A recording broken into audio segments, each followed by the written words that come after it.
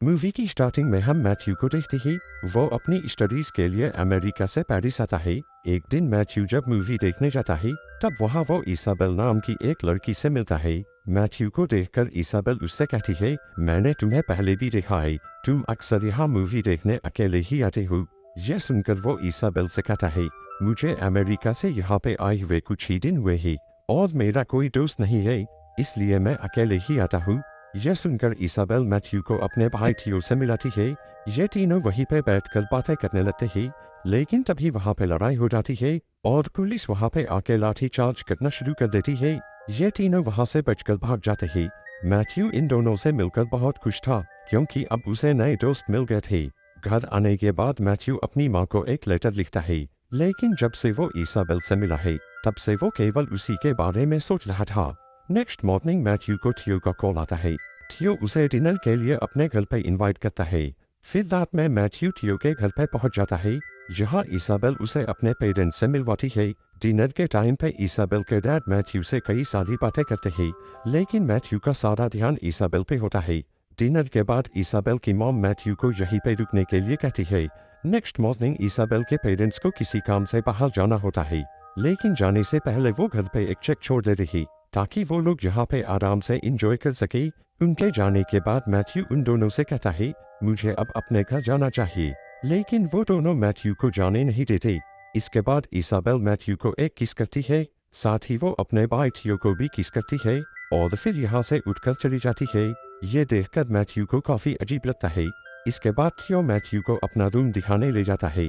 फिर रात में मैथ्यू टॉयलेट से जब अपने रूम आ रहा था तब वो इसाबेल और थियो को देखता है। उन दोनों को देखकर मैथ्यू के होश उड़ जाते ही, क्योंकि दोनों बेड पर बिना कपड़ों के सोए हुए थे। उन दोनों को ऐसे देखकर मैथ्यू की आंखें फटी की फटी रह जाती है, क्योंकि थियो और इसाबेल भाई बहन होते ही, साथ ही वो इसाबेल से प्यार भी करने लगा था। लेकिन उन दोनों को ऐसे देखकर मैथ्यू को शॉक लगता है और वो चुपचाप जाकर अपने कमरे में सो जाता है। नेक्स्ट मॉर्निंग इसाबेल मैथ्यू को उठाने के लिए आती है। यहाँ पे वो उसके ऊपर आकर उसे किस करने लगती है। ये देखकर मैथ्यू डर जाता है, क्योंकि मैथ्यू केवल अंडरवियर में होता है और उसे डर था उसका सांप कहीं अपना फन ना फैला ले। इसके बाद इसाबेल उसे लेकर बाथरूम में जाती है। वहाँ थियो पहले से ही बिना कपड़ों के होता है। ये देखकर मैथ्यू थियो से कहता है, तुम्हारे सामने तुम्हारी बहन है, तुम उसके सामने बिना कपड़ों के कैसे रह सकते हो। इस पर वो दोनों मैथ्यू से कहते हैं, हम दोनों काफी हद तक एक जैसे हैं और इसलिए हम दोनों को ऐसे रहने में कोई शर्म नहीं आती। इसके बाद थियो मैथ्यू से कहता है, हमारे पेरेंट्स एक महीने तक यहाँ पे नहीं आने वाले, इसलिए तुम आराम से यहाँ पे रह सकते हो। चूंकि मैथ्यू इसाबेल को पसंद करता है, इसलिए वो यहाँ पे रुकने के लिए मान जाता है। फिर एक रात ये तीनों एक गेम खेलते हैं। इस गेम में मैथ्यू को उनकी दी गई मूवी का नाम बताना था और अगर मैथ्यू ये गेम हार जाता है तो उसे उनके दिए गए डेट को पूरा करना होगा। फिर वो दोनों मैथ्यू के सामने एक्टिंग करते हैं और मैथ्यू से मूवी का नाम बताने को कहते हैं। यहाँ पे मैथ्यू ये गेम जीत जाता है। ये देखकर इसाबेल मैथ्यू से कहती है, हमें ऐसे ही किसी इंसान की तलाश थी जिसके साथ ये गेम हम पूरा कर सके। इसके बाद हम इन तीनों को एक आर्ट गैलरी में देखते हैं। यहाँ पे ये लोग रेस लगाते हैं। इंजॉय करने के बाद ये लोग वहाँ से लौट जाते हैं, लेकिन वहाँ से वापस आते समय बारिश होने लगती है और ये तीनों भीग जाते हैं। घर आने के बाद थियो मैथ्यू को अपने कपड़े देता है और वो ड्रिंक लेने के लिए निकल जाता है। यहाँ पे अलमारी से मैथ्यू को इसाबेल की फोटो मिलती है। उस फोटो को मैथ्यू अपने अंडरवियर में छुपा लेता है। फिर जब थियो ड्रिंक लेकर आता है तो तीनों साथ में बैठकर ड्रिंक करने लगते हैं। ड्रिंक करने के बाद तीनों फिर से वही गेम खेलने लगते हैं, लेकिन इस बार थियो को उनकी मूवी का नाम बताना था और थियो ये गेम हार जाता है। इसके बाद इसाबेल थियो को एक डेट देती है। इस डेट में थियो को एक फोटो देकर अपने हथियार को हिलाना था।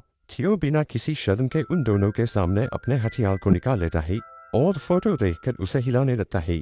इसाबेल के लिए ये सब तो नॉर्मल था, लेकिन ये देखकर मैथ्यू की फट जाती है। नेक्स्ट डे मैथ्यू थियो से कहता है, मेरी भी बहन है, लेकिन उनके सामने मैंने ऐसा काम कभी नहीं किया है। पता नहीं तुम दोनों एक दूसरे के सामने ये सब कैसे कर लेती हो। ये सुनकर थियो मैथ्यू से कहता है, हम दोनों जुड़वा है।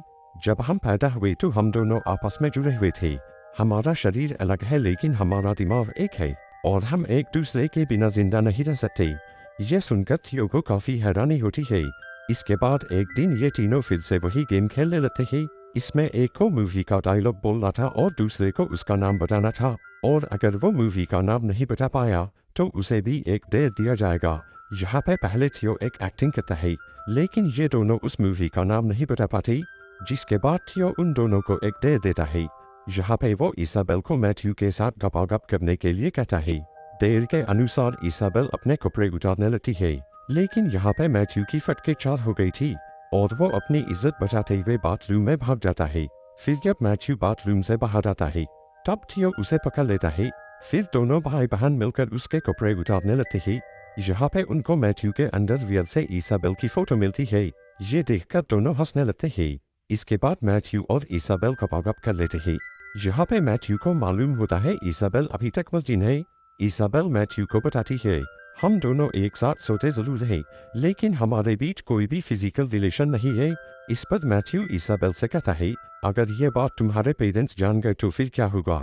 इसाबेल कहती है, ऐसा कभी नहीं होगा, और अगर उन्हें मालूम चल गया तो मैं अपनी जान दे दूंगी। ऐसे ही अय्याशी करते हुए उनके सारे पैसे खत्म हो जाते हैं। इसके बाद इसाबेल घर के राशन से खाना बनाती है, लेकिन उसका बनाया हुआ खाना कोई भी नहीं खाता। पैसे न होने की वजह से अब उन्हें काम भी करना पड़ता है। एक दिन थियो और मैथ्यू एक ही टब में नहा रहे थे, तभी इसाबेल भी वहाँ पे आ जाती है और वो भी उनके साथ नहाने लगती है। इसी बीच इसाबेल मैथ्यू से कहती है, तुम मुझसे प्यार करते हो ये तुम्हें साबित करना होगा। ये बोलकर वो दोनों मैथ्यू के नीचे वाले बाल को काटने लगते हैं। मैथ्यू को ये सब बिल्कुल भी अच्छा नहीं लगता। वो इन दोनों पर गुस्सा हो जाता है। वो इनसे कहता है, तुम बच्चों जैसी हरकतें क्यों करते हो? यहाँ पे मैथ्यू इसाबेल से कहता है, तुम्हारा आज तक कोई भी बॉयफ्रेंड इसलिए नहीं है क्योंकि तुम अब तक अपने भाई का कहना मानती हो। फिर मैथ्यू के कहने पर इसाबेल उसके साथ डेट पे जाती है और वो उसकी गर्लफ्रेंड भी बन जाती है। दूसरी ओर थियो भी एक लड़की को डेट करने लगता है और वो उसे घर लाकर उसके साथ गपागप भी करता है। फिर जब मैथ्यू और इसाबेल घर आते ही तो इसाबेल देखती है थियो किसी और लड़की के साथ सोया हुआ है। ये देखकर इसाबेल को बहुत जलन होती है और वो रोने लगती है। फिर हम थियो और मैथ्यू को साथ में देखते हैं। ये दोनों वाइन पीते हुए बातें कर रहे थे, तभी वहाँ पे इसाबेल पहुँच जाती है। वो उन दोनों को लेकर एक टेंट में जाती है। यह वही जगह होती है जहाँ दोनों भाई बहन बचपन में सोया करते थे। फिर ये तीनों वहाँ पे बिना कपड़ों के ही सो जाते हैं। नेक्स्ट मॉर्निंग उनके पेरेंट्स घर पे पहुँच जाते हैं और वो उन तीनों को बिना कपड़ों के देख लेते हैं। ये देखकर उनकी आंखें फटी की फटी रह जाती है, लेकिन वो उन तीनों को नहीं उठाते और उनके लिए चेक छोड़कर वहाँ से चले जाते हैं। फिर जब इसाबेल सोकर उठती है तो उसे वहाँ पे चेक मिलता है। चेक देखकर वो सब कुछ समझ जाती है।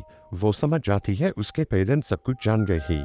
इसके बाद वो अपनी जान देने का फैसला करती है और गैस पाइप लेकर सो जाती है, लेकिन उस जगह पे रिवॉल्यूशन चल रहा था और इस वजह से एक पत्थर खिड़की तोड़ते हुए घर के अंदर आ जाता है।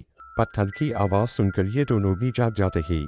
इसके बाद ये तीनों भी रिवॉल्यूशन में शामिल हो जाते हैं।